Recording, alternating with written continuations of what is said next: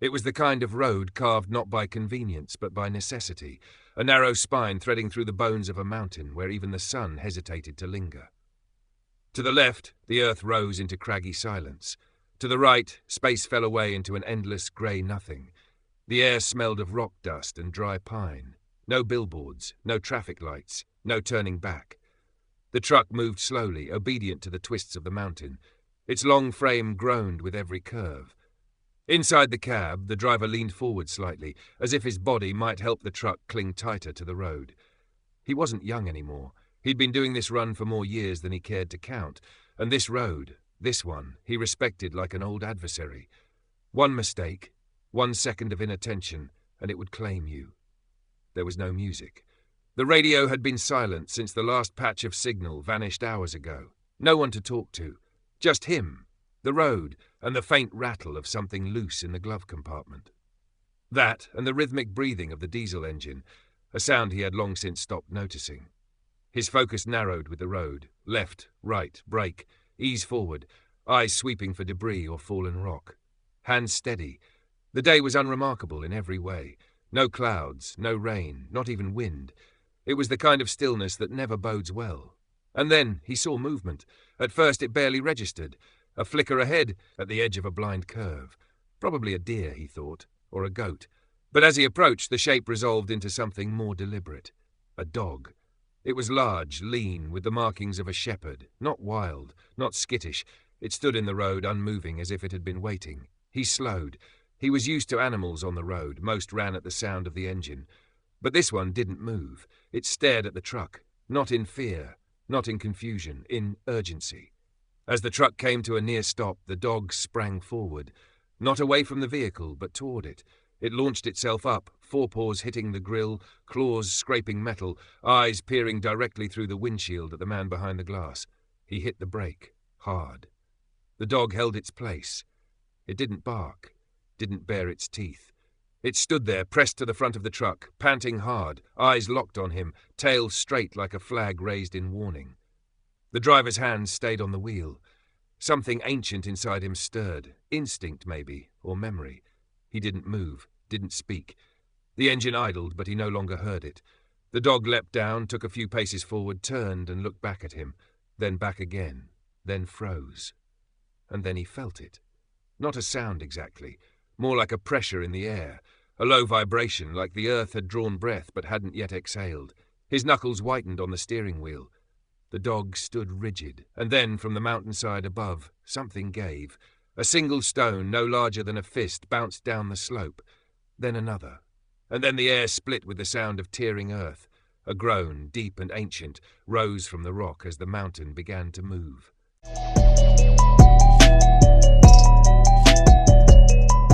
It didn't begin with violence, not at first. Just a hush, eerie and unnatural, like the mountain had stopped breathing. Then came the sound, deep, slow, inevitable, the groan of ancient weight shifting after centuries of stillness. Dust burst from the rock face above, blooming like smoke, floating for one suspended second before reality broke loose. The dog was the first to move. It sprang to the side, out of the truck's path, and turned back toward him, barking sharply now, not in panic, but in warning. A staccato rhythm, urgent, precise. The man's eyes followed the line of the dog's gaze upward, just in time to see the first slab of stone sheer away from the cliffside. Everything after that came fast. The truck was still running. His foot was off the gas, but his hand shot to the gearshift. He threw it into reverse, tires skidding slightly as the truck lurched backward. Behind him was a narrow stretch of road, just enough, maybe, if he didn't think too hard. The mirrors shook. Dust clouded the cab. His heart pounded loud enough to drown out everything. And then the rock slide hit the road where he would have been. It wasn't just rocks. It was chunks of earth, entire slabs of mountain, cascading down with a roar that swallowed the sky. The road vanished in a tide of debris, stone grinding stone in a terrible slow-motion collapse. A cloud of dust surged forward, blinding, choking. He couldn't see more than a few feet ahead. For a moment he thought the road might go with it, that the weight of the mountain might pull the rest of them down. But it didn't. The truck came to a full stop, now far enough back to avoid the worst of the slide. He sat frozen, hand still on the gear shift, engine rumbling beneath him like a second heartbeat. The dust began to settle, and the dog was still there. Standing just to the right of the cab, not cowering, not fleeing, watching him, waiting. He opened the door. The air outside was thick with dust, hot and dry and heavy. The silence that followed the collapse was almost more unsettling than the roar itself. Like the earth was deciding whether to speak again. He stepped down slowly, boots crunching gravel. The dog didn't flinch. It stood firm, eyes bright, chest rising and falling with the rhythm of its breath.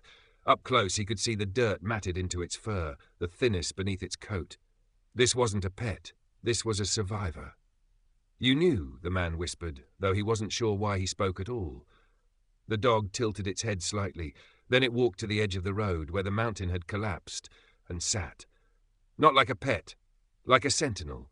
He followed. The path ahead was gone, buried under tons of debris.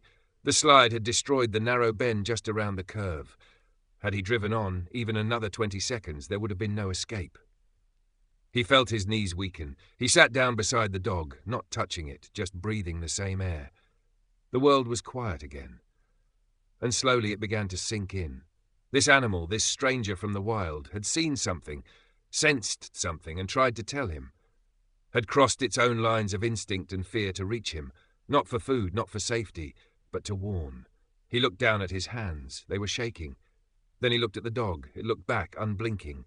And in that moment, man and animal shared something wordless and sacred, a trust not born of ownership, but of understanding. Not every message needs a voice. Some truths live in the eyes, in the silence, in a leap toward danger to save a life not your own. The mountain had spoken, and so had the dog.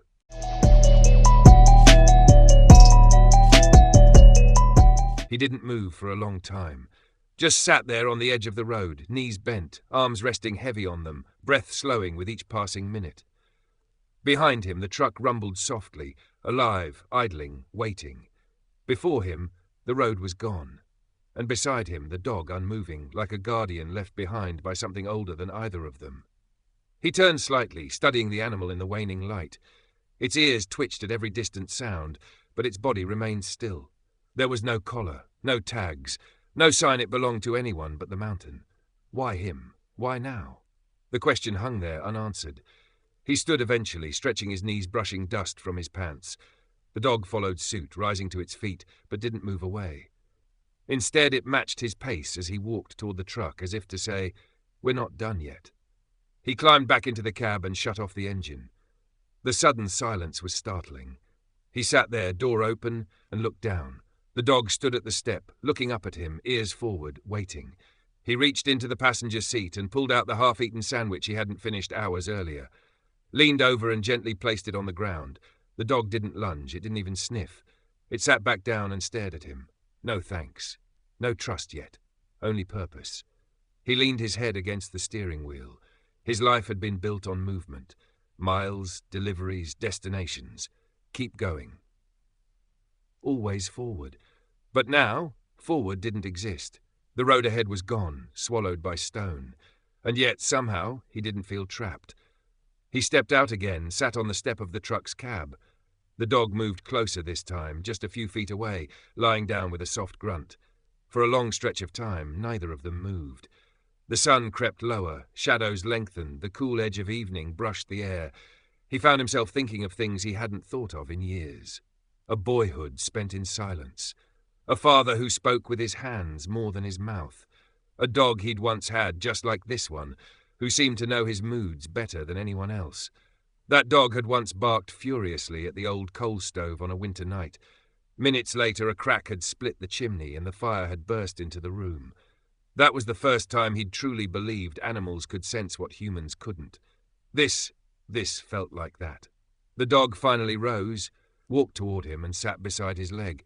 Not pressing into him, not demanding affection, just present. He didn't pet it, not yet. Instead, he looked out over the mountains, where dusk had begun to paint the sky in bruised purples and smoky golds. Somewhere far below, the valley stretched wide and quiet. He couldn't hear a thing, not a bird, not a breeze. He closed his eyes, and in that silence something softened inside him, something he hadn't let loose in years. Not grief, not fear. Just awe, a sense that he'd brushed up against something far older, far wiser than anything made of steel or concrete. When he opened his eyes, the dog was still there, gazing up at him. So he did what he never did. He spoke. "Thank you."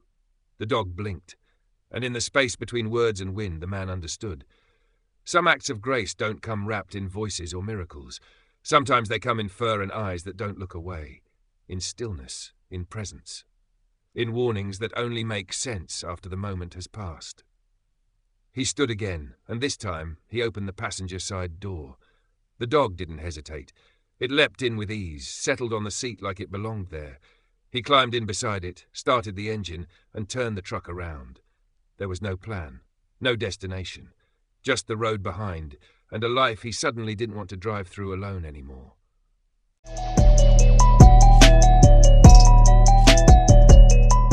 The mountain no longer rumbled. It had spoken its warning, shed its weight, and fallen silent once more. But the silence it left behind wasn't peaceful, it was heavy, like the pause after a scream, when your ears ring with the memory of noise. He drove slowly, retracing the winding path he'd climbed just hours before. The truck handled the descent well, its frame protesting with the occasional groan, the engine whispering its fatigue. Beside him, the dog sat motionless, eyes forward, ears twitching at the sounds only it seemed to notice. There was no collar, no chip, no name tag, just this strange, quiet knowing in the way it held its body, calm, alert, as though it had taken up the job of watching the world for both of them. The road curled down the mountain like a ribbon being gently unwound. At every bend he glanced toward the edge, still haunted by what could have been. He could see the cloud of dust rising from the rockfall far above, even now. A scar on the face of the cliff, a mark that said something happened here, something changed. He didn't speak. Not because he had nothing to say, but because anything he could say felt too small for what had taken place. Back when he was younger, he'd believed in coincidences, in chance. A flat tire that made you miss a crash, a wrong turn that led to a right moment. But this didn't feel like chance. This felt like intervention.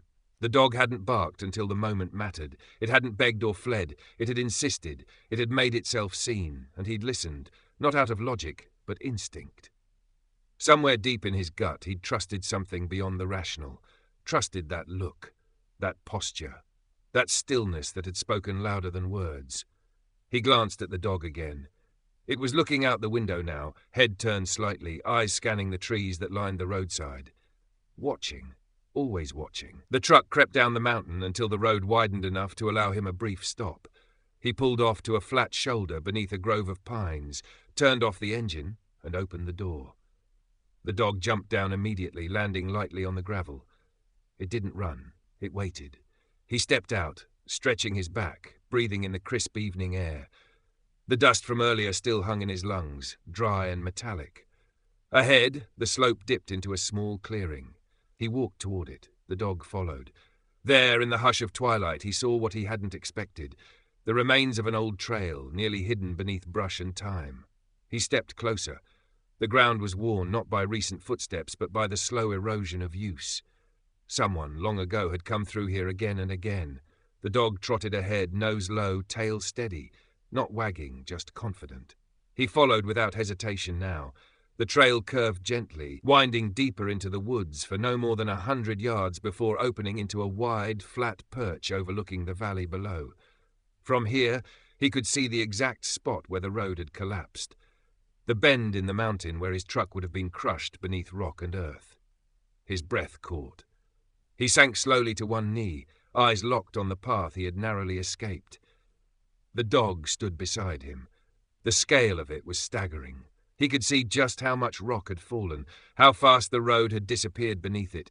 No rescue could have reached him in time, no guardrail could have held. He'd be gone. Gone without a sound, without a trace, just a name on a dispatch report and maybe a missing person flyer no one would read. And yet he was here, breathing, watching. He didn't know what force had sent the dog, or whether it was chance, or something else, but he knew what he owed it. Not just his life, but his attention. From now on, he would watch more closely, listen more carefully, trust more deeply, not just in maps and signals and schedules, but in instincts, in messengers without words, in the quiet. The dog sat beside him again, brushing his leg lightly. He didn't flinch. This time he placed a hand gently on its back, warm, solid, real. They sat together like that for a long time, watching the valley turn blue with dusk.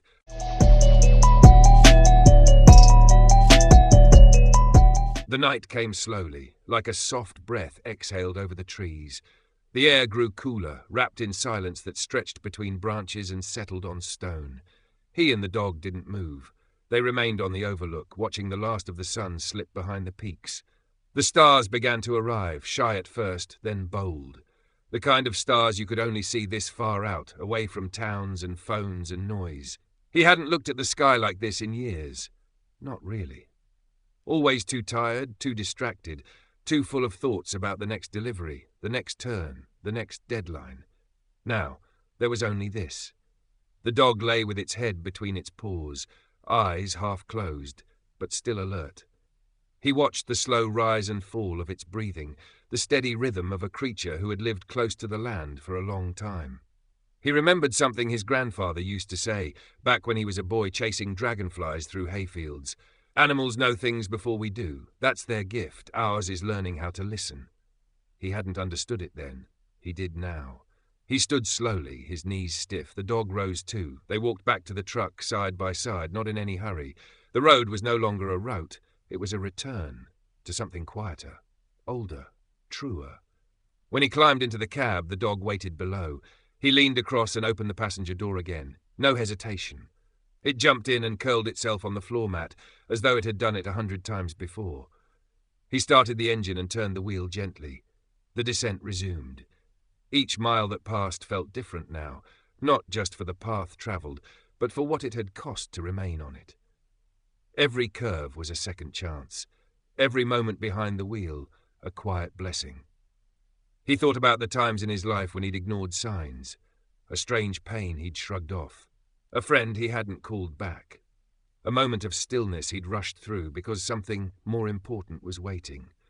He thought about a story he'd read once, years ago in a worn magazine in a truck stop diner, about a woman whose dog had barked hours before a storm hit. She hadn't listened. The flood took everything. He wondered how many stories like that had gone untold, how many people had ignored the gaze, the bark, the quiet refusal to move.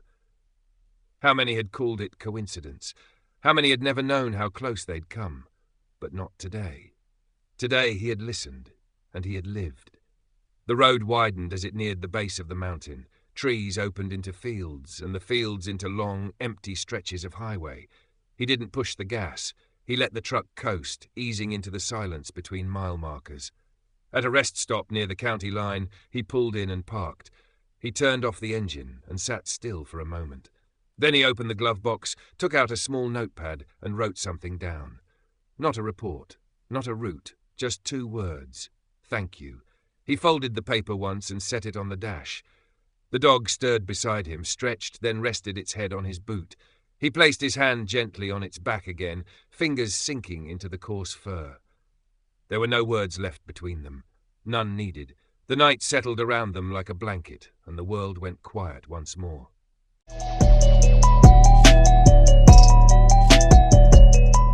Morning found them wrapped in quiet light, the kind that filters through clouds like a whispered promise. Dew clung to the windshield, softening the world outside. He opened his eyes slowly, muscles stiff from sleep, but breath steady.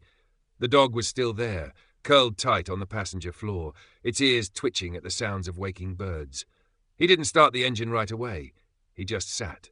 For once, he wasn't in a rush to go anywhere.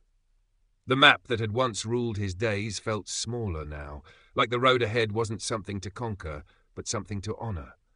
He looked over at the folded paper on the dash, the one that simply said thank you, and smiled. It wasn't enough, but it was a beginning. He reached down and scratched behind the dog's ear. It leaned into his hand without hesitation this time, eyes closing slightly, body warm against the chill of the cab. "I don't know where you came from," he murmured, "but I'm glad you did." The dog didn't move. They pulled back onto the road just after sunrise.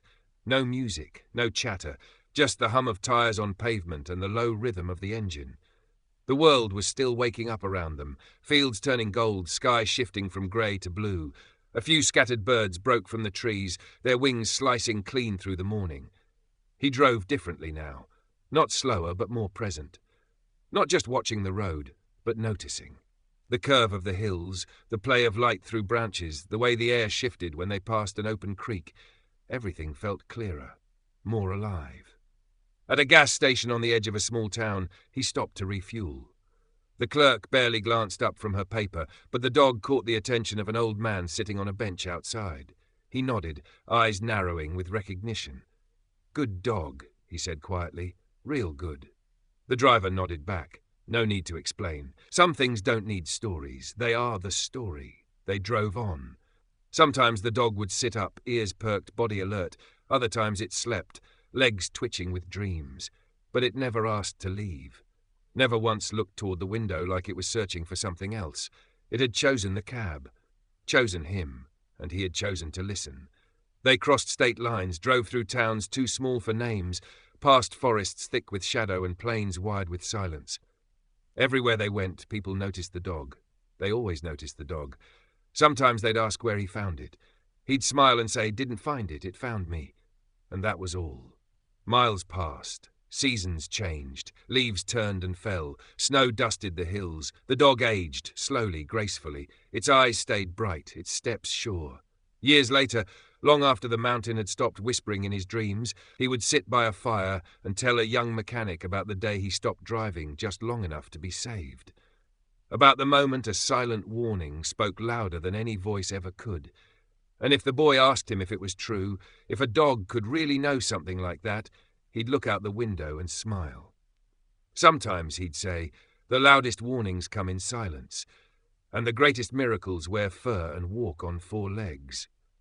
Then he'd get up, stretch his back, and return to the road. The road that never ended, the road that always began again.